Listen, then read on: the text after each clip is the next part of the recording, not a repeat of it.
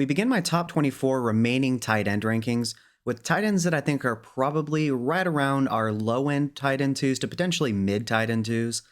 We have Jordan Akins, Chigo Okonkwo, Taysom Hill, Tucker Kraft, and Eric All. Jordan Akins, he's been hit or miss. He doesn't really provide you the upside, obviously, that David Njoku does, but with Njoku being ruled out and in an easy matchup, I think he gets a couple grabs here. I'm just not projecting a touchdown, so I think he's going to be a low end tight end two. With Chig, he's one of the most athletic tight ends in the NFL.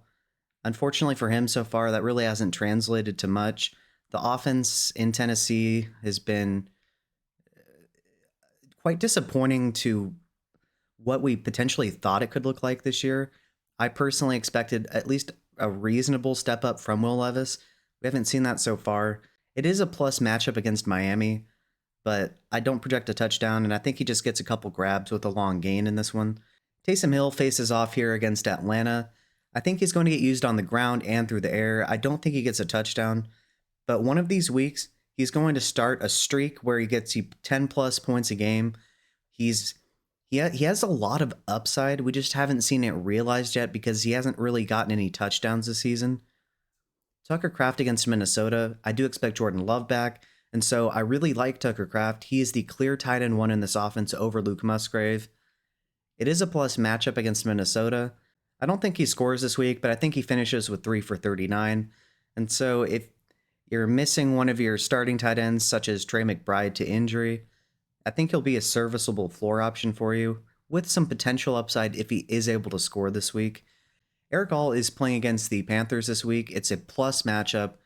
He is splitting time with Mike Gesicki, and I think Gesicki, at least in this point, is the preferred option of the two, but I think that they can both eat in this game. And so I do like him as a sneaky upside play. It's just if he doesn't score a touchdown, he is going to be overshadowed by Mike Gesicki. The following tight ends are tight ends that I think are probably mid to high end tight end twos, but have massive upside if they're able to score. At 19, we have Kate Otten, 18, Hunter Henry, 17, Colby Parkinson, 16, Tyler Conklin, and 15, Isaiah Likely. Kate Otten didn't really do much the first 2 weeks, but then he got a lot of volume in week 3. It is not a good matchup against Philadelphia, I'll admit that. Although I still think that he's a very underrated tight end. He isn't the best athlete for sure. I think they are going to have to pass a lot this game, and so I think he gets a decent amount of volume, but I don't project a touchdown. Hunter Henry, this is against San Fran. This is, in my opinion, probably the worst matchup for tight ends playing against Fred Warner. I don't like that for him at all. However, he is a featured member of the receiving group there, and so you could definitely do worse because he's probably going to get some targets, but if you can avoid him this week, I would, just because of the matchup. Colby Parkinson is playing Chicago this week. It's not the worst matchup, but it's definitely not a great matchup either. One thing I do like for him is that with Puka Nacua and Cooper Kupp being out, he should get more work than you would usually see in this offense. Maybe he scores a touchdown, but once again, there are plenty of other options at tight end that you hopefully have that you can play ahead of him. But if you, say, did have Trey McBride, who's out, or David Njoku, and he's your backup, you could definitely do worse. Tyler Conklin, he's coming off an amazing game. Before I rank him as a consistent tight end one, I want to see more of that consistently, or at least a decent amount of volume consistently. He didn't really get much volume at all the first 2 weeks. It is a plus matchup against Denver. However, I think that Breece Hall and Braylon Allen are the main fantasy scorers for us this week. But if he scores a touchdown, or especially if he gets the volume he did last week, he'll definitely have a good week for us. I just don't think that it's going to be a consistent thing. I think it's matchup dependent for them. Isaiah Likely, week 1, he went off the charts. In subsequent weeks, he hasn't done anything. It is a plus matchup against Buffalo. I would avoid Ravens tight ends if you can. There was a quote by John Harbaugh that they're going to be playing on a rotational basis. And as strange as that sounds, and as terrible as that sounds for us fantasy managers, I think there are brighter days up ahead. It's just hard with him and Andrews being quite talented. to really project ceiling games for either one of them. I think they're going to handicap each other. And so I think there are plenty of better plays, but as far as pure upside, we've already seen multiple times throughout his career that he has a ton of weekly upside. And we've even seen it with Mark Andrews in the lineup in week 1 this year. And so if you don't have one of the better options, he is an upside play this week. If you like what you're seeing so far, please feel free to like and subscribe. It's a free and easy way to support the channel, and I'd really appreciate it. I detail out projections for quarterbacks, running backs, wide receivers, and tight ends for every single game with the exception of Thursday night games. And so yeah, if you like what you're seeing, please like and subscribe. Thank you. These tight ends are tight ends that I think are probably high in tight end twos with a lot of upside, but there are tight ends that I feel much safer about that have just as much upside ahead of them. At 14, Zach Ertz, 13, Brenton Strange, and 12, Mark Andrews.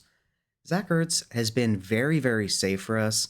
We haven't seen a massive ceiling game from him, but in this barren tight end landscape, you really, if you don't have one of the elite studs, you take what you can get. And so I think he provides you an incredibly safe floor. It's just, he is much older. He used to be so dominant consistently. He was one of my favorite tight ends for fantasy. Against Arizona, it isn't the best matchup, but they should have to pass the ball to stay in this game. The Cardinals' offense is pretty good. And so you could definitely do worse. Brenton Strange matches up against Houston this week. It is a poor matchup. However, the past 2 weeks, we've seen a decent amount of production from him. He had 60 yards in week 2, and then he did score a touchdown last week. And so at this point, if you don't have, once again, one of the elite tight ends, I think he's a decent shot for you this week. He should get targets. And for the long term, if you're a dynasty fantasy manager, especially if you have deep leagues, he is definitely somebody I would hold. He could turn into, he could end up being an Evan Ingram type of player. I'd liken his situation potentially to Trey McBride's. Now, I don't think he's ever going to be what Trey McBride is for us in fantasy, but I held on to Trey McBride for a long time in a couple of my dynasty leagues because there's just so much upside that was capped by the short-term situation. And so I love Brenton Strange for the future. If you can hold on to him, do it. Mark Andrews, he was blanketed last week. He played, I believe, his 33% of the snaps with no targets. Very disastrous game overall. This is a wonderful matchup for tight ends, him and Likely. They're probably losing this game, or at least needing to pass the ball a ton to stay in this game. And so I do think we have a much better week from him. But it is very worrying if you're an Andrews owner.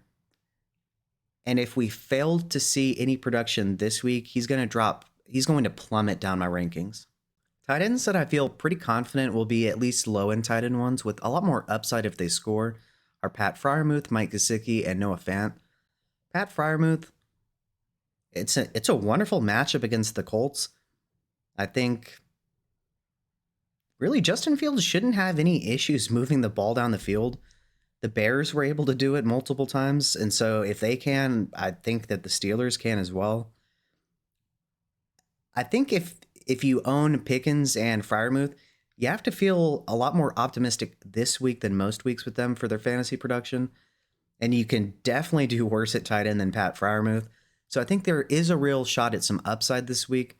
I just don't project him to score a touchdown, but if he does, he's going to be a very solid tight end one. Mike Gesicki.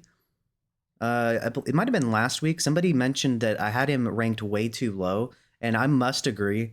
He has looked really good. He would be viewed in a lot better of a light if he hadn't had a week 1 touchdown taken away from him. And so I do think I overlooked that.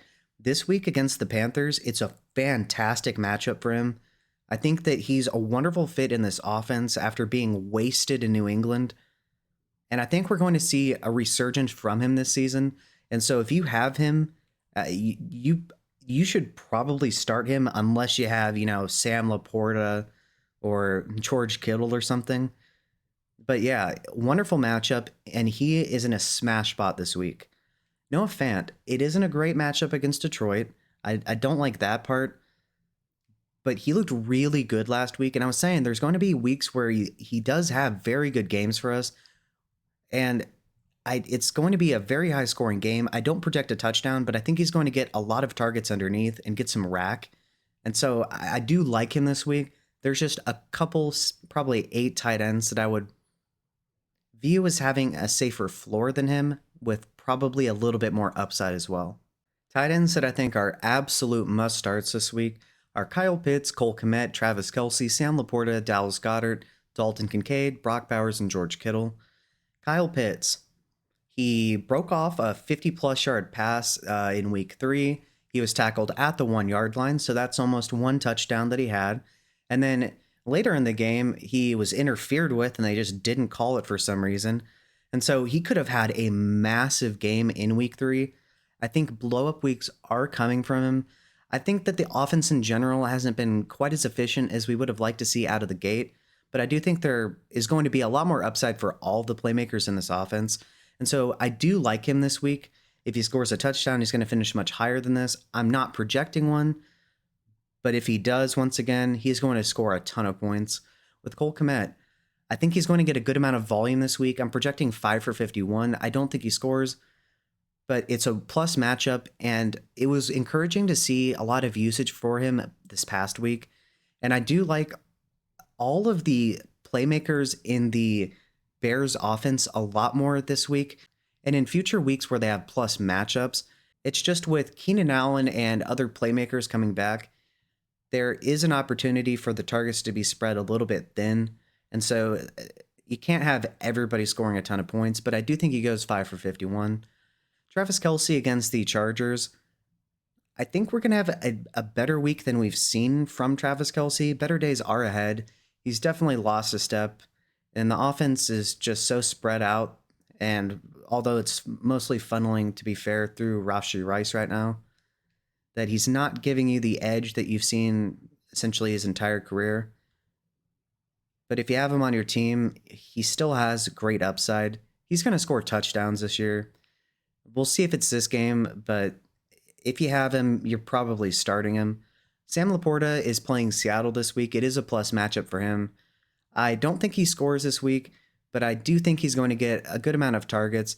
Better days are ahead for him as well, just like with some of these other tight ends. It's been very rocky for the tight end position in general, and I do expect a lot of points in this game, so if he does end up scoring, he's going to be an elite tight end 1 for us. Dallas Goedert against Tampa Bay. I think he gets a solid amount of volume in this game. It isn't a good matchup, though, but they have to throw to somebody, and so I think that he is a very safe floor play this week with potential for a very big boom game if he's able to score a touchdown or break another long gain like he did with that, I believe it was a 61-yarder this past week. Dalton Kincaid faces Baltimore this week. I don't project a touchdown, but I think he gets a good amount of volume this week. He's a high upside play, and it was nice to see that he finally scored and was targeted more than 2 or 3 times. I think things are going to start to gel for them, and he'll receive a little bit more usage than we've been seeing through the first 2 weeks especially. But it is a bit surprising. I thought he was going to be probably the most targeted tight end, but that so far at least has not happened. Brock Bowers against the Browns. He's a must start at this point. It's pretty rare for a rookie tight end to step in and immediately be an elite tight end 1 from the get-go, but Brock Bowers is going to Brock Bowers. He is not going to have to contend with Devontae Adams this week, so I think this is a smash spot for him. I think he has in the 20s in terms of his point upside this week. I do have him projecting to score, but if he happens to get a little bit more usage or have a career day in terms of yardage, he could definitely score more than the 16.9 I have him projected for. George Kittle against New England. I think this is a smash spot for him. I think they're going to have more success through the air, specifically with George Kittle. I think that Brandon Ayuk has to face Christian Gonzalez a good amount of the time. And so I think that George Kittle is going to receive a little bit higher of a target share than we've seen in some weeks in this offense. Tight ends that I think are probably low-end tight end 2s, but if they score, could finish much higher, are Jordan Akins, Chig Okonkwo, Taysom Hill, Tucker Kraft, and Eric All. Tight ends that I think are probably mid to high-end tight end 2s are Cade Otton, Hunter Henry, Colby Parkinson, Tyler Conklin, and Isaiah Likely. Tight ends that I think are probably high-end tight end 2s with a decent amount of upside, even if we haven't seen it so far this season, are Zach Ertz, Brenton Strange, and Mark Andrews. Tight ends that I feel pretty confident are at least going to be low-end tight end ones, but just aren't quite in the stud tier for me yet, are Pat Freiermuth, Mike Gesicki, and Noah Fant. Tight ends that I think are must-start players that, unless you just so happen to have another elite tight end, I don't see how you could bench, are Kyle Pitts, Cole Kmet, Travis Kelce, Sam LaPorta, Dallas Goedert, Dalton Kincaid, Brock Bowers, and George Kittle. All right, so you know the drill. Who do I have too low? Who do I have too high? Is there somebody on this list of tight ends that I just missed entirely? Please let me know below in the comment section, and if you could let me know why.